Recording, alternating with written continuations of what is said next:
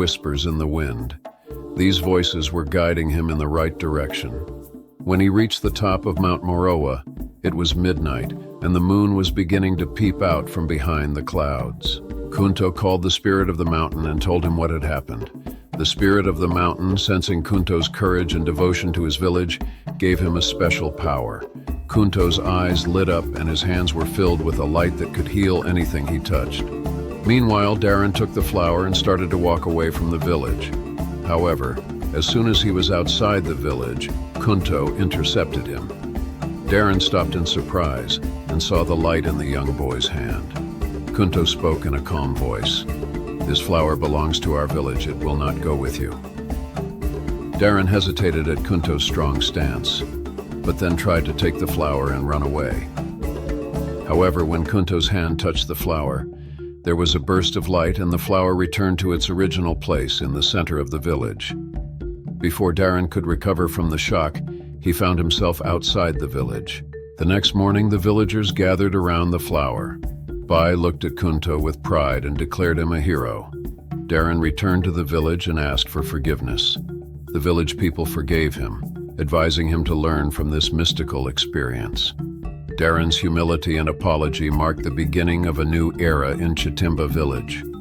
Darren decided to stay to learn the simple but profound wisdom of life in the village. Bai and other elders taught him about the balance of nature and the importance of living in harmony with the land. In time, Darren became part of the village. With his courage that night, Kunto became an inspiration to the youth of the village. His story was added to the epics told in the village square, and every full moon on the night of the blossom, the youth grew up listening to this story. Kunto became known as the protector of the village. The mystical flower of the village became even more magical. Every month when it bloomed, it not only sent beautiful dreams to the children of the village, but also gave them visions that taught them the deep lessons of life. It showed the young people of the village how to build a strong community in harmony with nature and interdependence. Over the years, the village of Chitimba has become recognized among the surrounding villages as a symbol of wisdom and harmony. The village often received visitors from other places who came to learn the secrets of life from its inhabitants.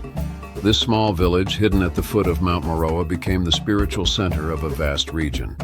And so, the story of Kunto's heroism became legendary in this small village at the foot of Mount Moroa, passed down from generation to generation.